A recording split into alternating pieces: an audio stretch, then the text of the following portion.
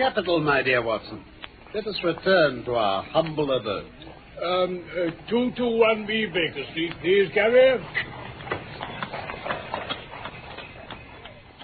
From London, we present The Greek Interpreter, a Sherlock Holmes story by Sir Arthur Conan Doyle, dramatized for radio by Michael Hardwick. The Greek Interpreter. Of course, I quite agree with you, Holmes. Any individual owes a great deal of his gifts, if he has any, to his ancestry, to heredity. But what about your own case? My case, Watson? Well, from all you've ever told me, it seems obvious that your remarkable faculties of observation and deduction come almost entirely from your own systematic training. You didn't inherit them. Now, did you? To some extent, yes, I think so. Really? Oh, my ancestors were country squires. They led much the same life as the rest of their class. But remember, Watson, my grandmother was the sister of Vernet, the French artist. What's that got to do with it? Art in the blood is liable to take the strangest forms. Agreed. But what makes you think that in your case it is accounted for such unusual gifts? Because my brother Mycroft possesses them too. Your brother? Yes. Holmes, in all the time we've known one another, this is the first mention you've ever made of having a brother. Really? Perhaps I should have referred to him before. Holmes, shall I ever get used to your ways? I doubt it. Oh, yes, Mycroft has my gifts. In fact, to a greater degree. I think that's about the first time I've heard you being modest. Not at all. Nothing was further from my intention. I cannot agree with those who rank modesty amongst the virtues. When I say that Mycroft has better powers of observation than I, you may take it that I'm speaking the exact and literal truth. Mm-hmm. It's also true that he has neither the energy nor the ambition to use them in the way I do. I see. Is he your junior? No, 7 years my senior. How comes it that one never hears anything about him? Oh, he's very well known in his own circle. Well, then? Well, in his club, for example. Oh, look here, it's just 6 o'clock now. Mycroft's always there from 4:45 till 8:20. If you'd care for a stroll this beautiful evening, Watson, I'll be very happy to introduce you. Well, I'd be very pleased to meet you, Brother Holmes. Just let me ring for our boots, and I'm ready right away. Ah, my dear Watson, this is my brother Mycroft. Mycroft, my friend and associate, Dr. Watson. Delighted to meet you, sir. And I'm glad to meet you, Dr. Watson. I hear of Sherlock everywhere since you became his chronicler. Oh, you're too kind. Yeah, well, now, let us all have a seat by the window. Yes, delighted. Yes. To anyone who wishes to study mankind, this is the spot. It's certainly a splendid view of the street. Yes. Look at the magnificent types in it. Look there, at those two men coming along now. You mean the billiard marker and the other? Billiard marker, Holmes? How can you tell that? The chalk marks on his waistcoat pocket. Of course. Oh. An old soldier, too, I believe. Really, now, you fellows, this is too much. Surely, Watson, it isn't hard to say that a man with that bearing and expression of authority is a soldier. Well... By the way, Sherlock, I've had something quite after your own heart. Oh? Yes, quite a singular problem's come my way. My dear Mycroft, I'd be delighted to hear it. Yes, I'll just scribble a note for the porter. Be so good as to touch that bell, Dr. Watson, please. Yes, this won't take a moment. Yes, sir? Give this to Mr. Milas, please. Yes, sir. He's just in the lobby now, sir. Good. I've asked Mr. Milas to step in here. He's a Greek by extraction, lodges on the floor above me, but I only know him slightly. I understand he's a remarkable linguist. He earns his living by interpreting in the law courts and acting as a guide to wealthy Orientals. And here is Mr. Milas. How good of you to step in, my dear sir. It is my pleasure, sir. Allow me to introduce my celebrated brother, Mr. Sherlock Holmes, and his associate, Dr. Watson. How do you do, That must be true. My dear Mr. Holmes, I cannot say how delighted I am to meet you. And you too, Dr. Watson. I am honored, gentlemen, honored. The honor is ours, Mr. Milas. My brother was beginning to tell us about a most singular problem when he paused to summon you, and I can only assume that you are in some way concerned in it. Ah, yes, alas. If you wish to submit the details to me, I shall be only too happy to listen to them. To tell you the truth, Mr. Holmes, I believe I shall be able to rest much more easily after telling this strange tale to you and Dr. Watson. Then I am all attention. This is Wednesday evening. Well, then, it was on Monday night that all this happened. Perhaps Mr. Mycroft Holmes has told you, I am an interpreter. Yes. I am often sent for at strange hours on behalf of foreigners who get into difficulties. So I was not very surprised on Monday night when a very fashionably dressed young man came up to my rooms. Mr. Milas, my name is Latimer. I've had a rather unexpected visit from a Greek gentleman with whose firm I have some business dealings. I see. Well, the trouble is, he can't speak anything but Greek. Oh, yes? Well, it's a bit late, I realize, but... well, he's a complete stranger to London, and I must do what I can for him straight away. Fix him up with a hotel for tonight and so on. So I took the liberty of coming to see if you'd help at all. Well, of course. Thank you. Oh, but tell me, Mr. Latimer, have you your friend with you now? Well, no, actually. Silly of me, I suppose, but, well, he was pretty tired, and I left him at my place, and without thinking, really, I just jumped into a cab and came here. But it's only this end of Kensington, and I wondered if I could impose on you to come back with me. Well, I suppose... The cab's outside. It's not far at all. Very well, then, Mr. Latimer. I shall be very pleased to help you. Or perhaps you will help yourself to one of the cigarettes while I put on my things.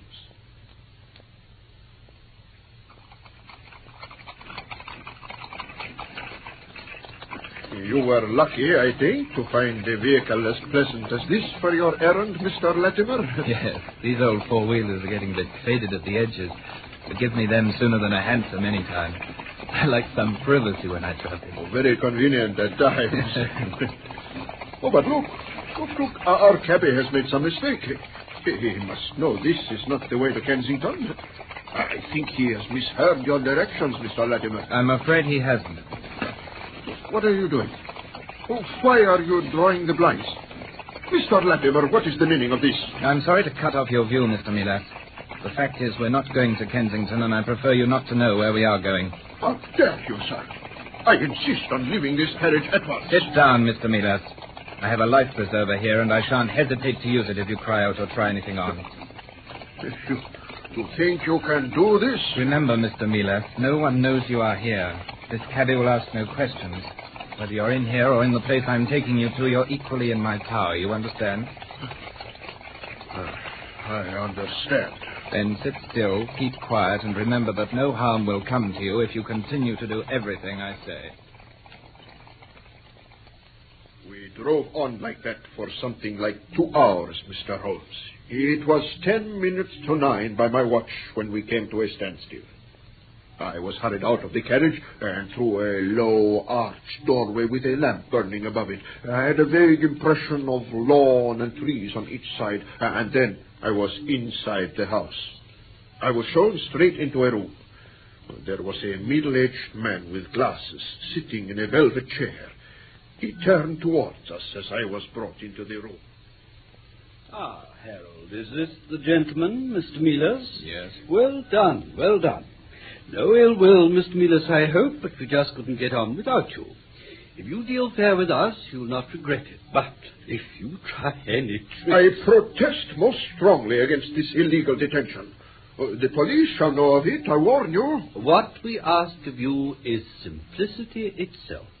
We want you to ask a few questions of a Greek gentleman who is visiting us and tell us his answers. Harold, perhaps you'd ask the gentleman to step in here. Very good. Well, nothing sinister in that, Mr. Milas, is there? Then why this disgraceful conduct towards me? Answer that, sir. Regretted, sir, regretted. Now, let us look at it this way. You were ready enough to accept an evening's commission in return for your usual fee. You will have your fee, Mr. Milas, and double. You will carry out your commission in exchange. You will then be taken back to London. Oh, very well. I am here. I will do as you ask. So long as it accords with my normal services. Nothing more, though. You understand? Agreed. And now there will be no more waste of time. Here is Harold with our guest. At that moment, Mr. Holmes, the other man, Latimer, came back. He was leading a gentleman wearing some sort of loose dressing gown. As this man came slowly forward into the dim circle of light, I was horrified at his appearance. He was deadly pale and emaciated. He had the protruding eyes of one whose spirit is greater than his strength. But what shocked me more than anything else, there was a great pad of sticking plaster over his mouth. A gag? Yes, a gag. I see. Pray continue, Mr. Milas.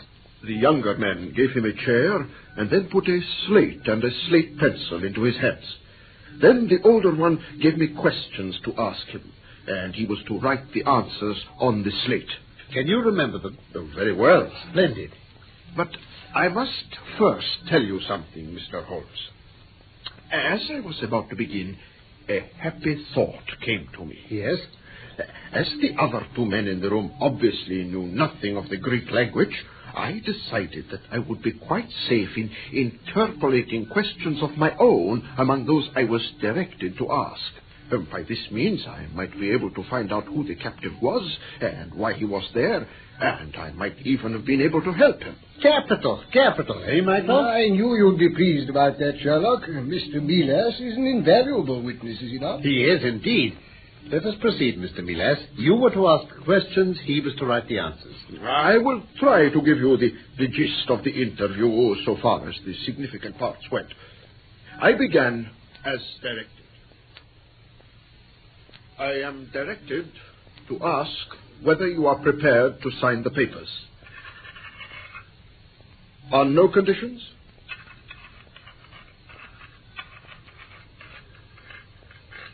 You know what is in store for you, then?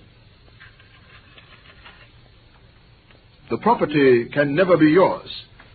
What is your name?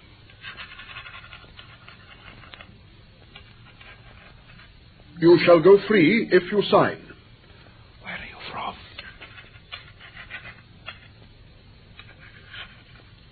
Then I warn you again. What house is this?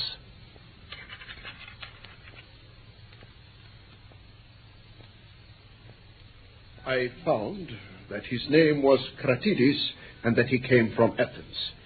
He didn't know where he was, and they were starving him.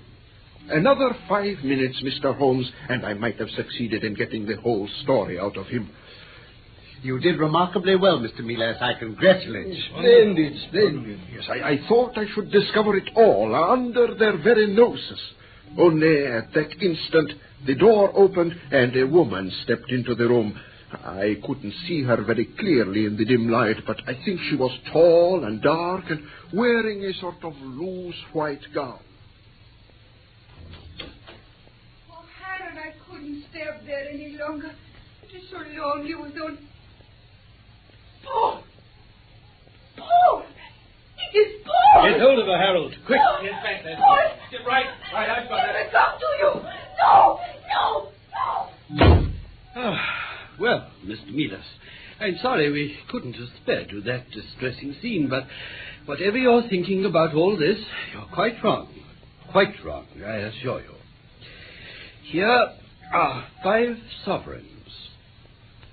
Take them. Now, the carriage will take you back to town. But remember, one word of this to a human soul, and don't think we haven't our means of knowing if you talk. We'll soon know about it. And that is all, gentlemen. I was bundled into the carriage, and it drove off at a great rate. It was much too dark to see anything outside. After a long time, it stopped, and I was told to get down, but before I could look round me, the coachman was back into his seat and whipping up the horse. I was left alone. How did you get back home, then? I walked for a while, Dr. Watson. Then I met a man who told me I was on Wandsworth Common and pointed out the way to Clapham Junction. I got there in time for the last train to Victoria.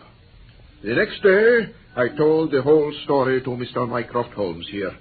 Well, Mycroft, anything to add? Only this, in today's Daily News. Anybody supplying any information as to the whereabouts of a Greek gentleman named Paul Cratides from Athens who is unable to speak English will be rewarded. A similar reward will be paid to anyone giving information about a Greek lady whose first name is Sophie, box number, etc., etc.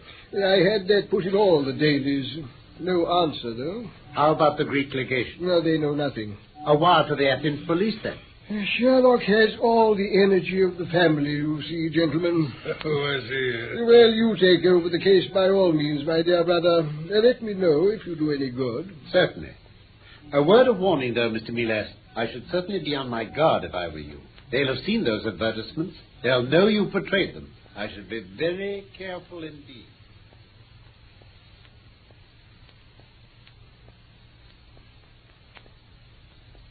Have you your key, Watson? Yes. Let me... Splendid. Mrs. Hudson has left us a fine fire to... Great heavens! Mycroft! How did you get here? My hansom passed you on the way. Well, do come in and make yourselves comfortable, gentlemen. Yes, you don't expect such energy from me, do you, Sherlock? It's just a trifle uncharacteristic. The fact is, I've had an answer. Your advertisement? Yes, came just after you two had left. I thought you'd want to see it at once. We do indeed. Here it is. Written with a J pen on royal cream paper by a middle-aged man with a weak constitution. Not two of you. Sir, he says, in answer to your advertisement of today's date, I beg to inform you that I have met the young lady in question several times in this district. She is still living, to the best of my knowledge, at the Myrtles, Beckenham. Yours faithfully, J. Davenport. There, Sherlock. He might be able to tell you something more, don't you think? My dear Mycroft, I'm most grateful to you, and to Mr. Davenport for that matter. But I think we'll see him later. In the meantime, we know that a man is being gradually done to death, and the sooner we get to him, the better. You'll go straight to the Myrtles, then? Yes. Come along, Watson. Are you coming, Mycroft? Well, if you don't mind, I think not. It's rather late for me, you know. No need for excuses. I understand. Ready, Watson? Ready, Holmes. I think I'll take my revolver. They sound a dangerous lot, and I think we'll call up the yard. Inspector Gregson should be interested in this. Perhaps we'd be wise to pick up Mr. Milas, too, Holmes. We may need an interpreter. Quite right. Goodbye, then, Mycroft. Goodbye. We'll keep you informed.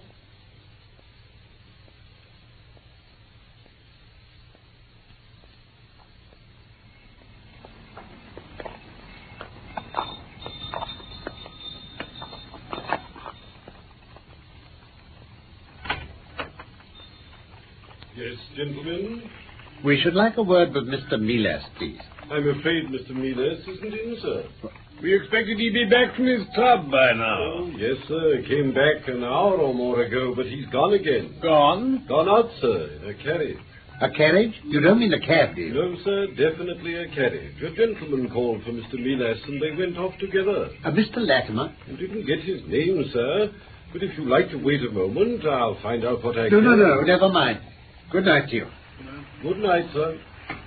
They got hold of Milas again, Watson. Yes, looks like it. That means 2 lives in danger now. Daddy, beckon them as fast as you can go. Go. Beckenham it is, yes.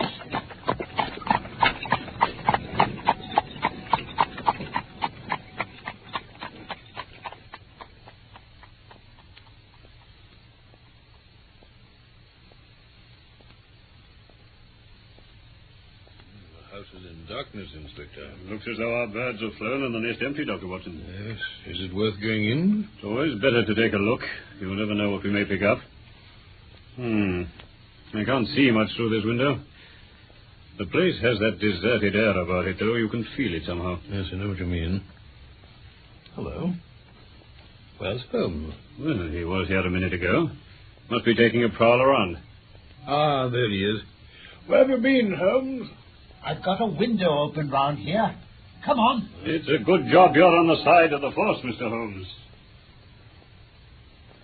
My little Jemmy saved me a few bruised shoulders in my time. Now, in with you both.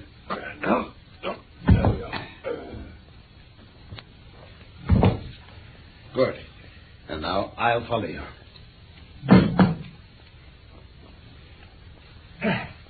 So far, so good. Now, what have we here? Someone's had a meal in a hurry. There, on the table. A meal for two. 2 plates, 2 glasses. That may be significant. Holmes. What's that? That room in there. Yeah. Stand aside, Mr. Holmes. Right. Charcoal fuse. Yeah, Watson. Hold the lantern. Got to get in and open the window.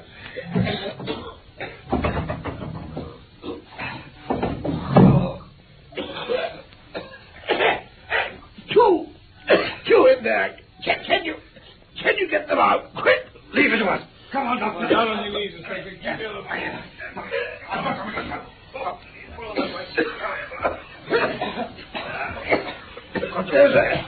There's a charcoal brazier in there. And the room was sealed up. It'll soon clear now. How do you feel, Watson? Not so bad. I'm all right. Draft soon clears it away. Only just in time for these two, I think. No. Not just in time. Are they both? This is Milas. He's all right, I think. The other's dead. Cratides? The poor devil's been starved to a skeleton. Yes, he can't have had long to last in any case. Well, I must leave them with you, gentlemen, for the time being. I must get across to the nearest police station and get things moving to find this Latimer and the other. Though we've little enough to go on at the moment, I feel. And if you'll send someone out here to get poor Cratides' body, Dr. Watson and I will take Mr. Milas back to Baker Street with us. A few more questions when he comes around properly might give us something more to work on. Very good, Mr. Holmes. I'll see you later at Baker Street, then.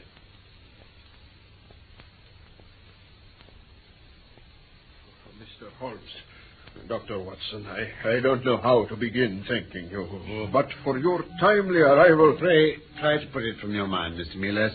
We did arrive in time.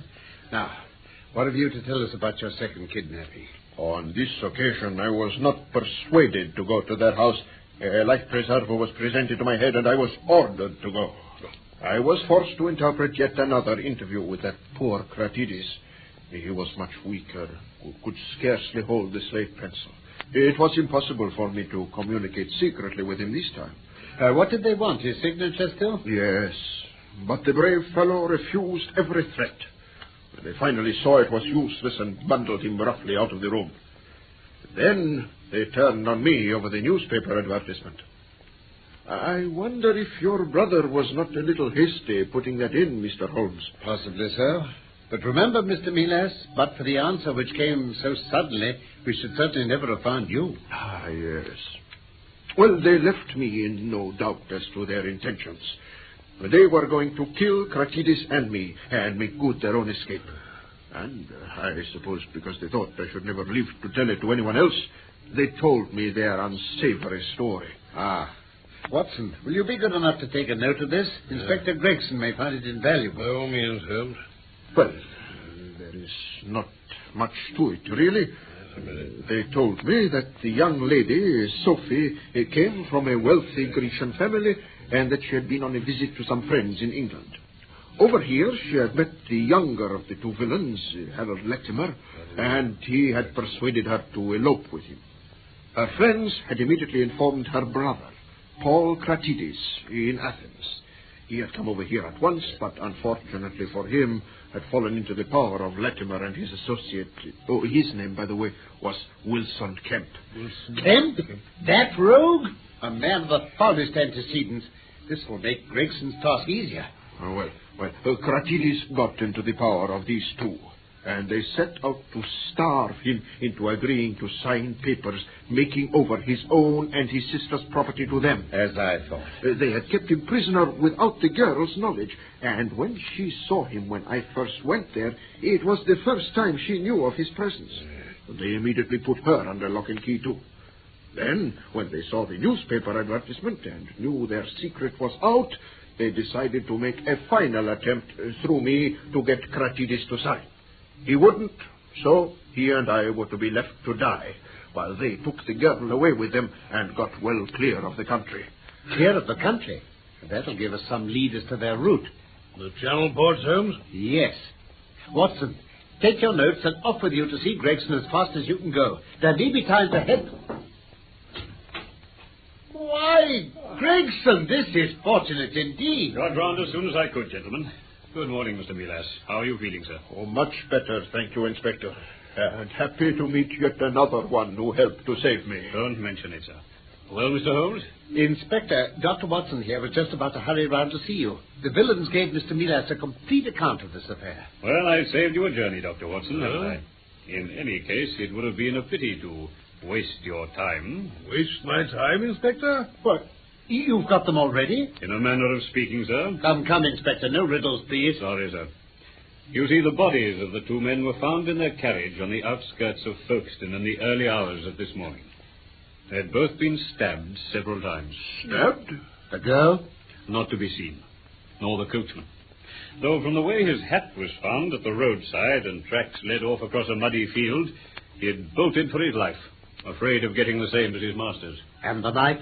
Lying in the carriage between the two bodies. They'd quarreled, perhaps. Yes, and perhaps Sophocrates and the coachman both ran away in different directions, while those two murdered one another. Well, you could put it that way, I suppose. Perhaps it were better if it were put down to something along those lines. Eh, Inspector? Much better, Mr. Holmes. Very much better. Of course, it's our duty to look for that girl, Sophocrates. She might know a somewhat different version of what happened, if she could be persuaded to tell us. Yes. All the same, I think we shall allow one or two cross-channel steamers to sail before we begin looking too hard for her. Agreed, Mr. Holmes? Agreed, Inspector. Agreed.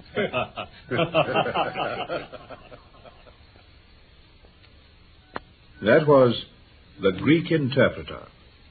The radio play was dramatized by Michael Hardwick from the story by Sir Arthur Conan Doyle. Carlton Hobbs played Sherlock Holmes and Norman Shelley Dr. Watson. The production for the BBC was by Martin C. Webster.